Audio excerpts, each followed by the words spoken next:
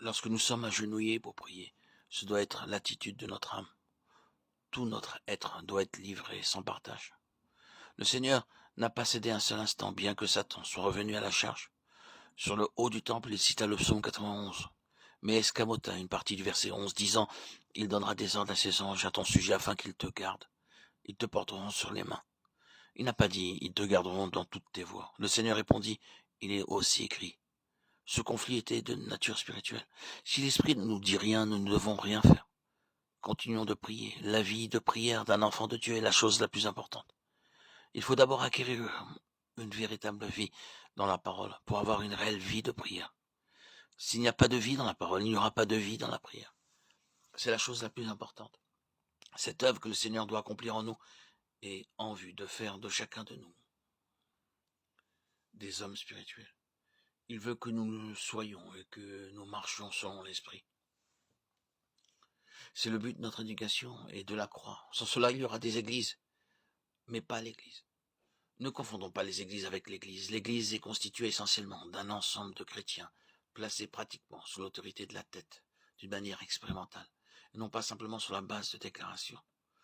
Pour cela, il faut nécessairement une vie dans l'esprit.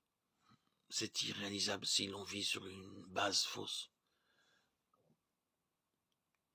Quand le soleil brille, tout le monde est satisfait. Mais si le ciel s'assombrit et qu'il pleuve, tous se plaignent. Quel que soit le temps, cela ne doit pas influencer notre âme. Nous sommes très sensibles à cela. Nous déprimons souvent. C'est signe que nous vivons nous-mêmes et par nous-mêmes, c'est-à-dire par notre âme et non par l'esprit. Toutes ces constatations ne doivent pas nous décourager, mais au contraire nous aider à voir clairement si notre situation est opposée à la volonté de Dieu. Le Seigneur ne dépendait pas du temps, des circonstances ou des situations. La part que nous avons dans le plan divin ne peut nous être révélée que si la séparation de l'âme et de l'esprit a été réalisée. Hébreux 4.12. Car la révélation de Christ en nous demande tout d'abord cette division.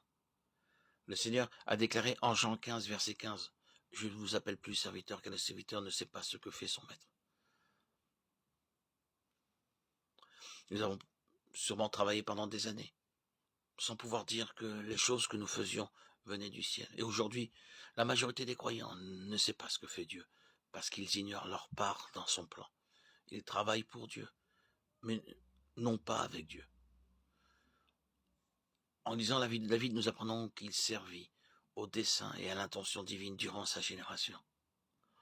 On ne devait pas quitter cette terre sans pouvoir apporter ce témoignage, disant au Seigneur, voilà la part que tu m'as échue.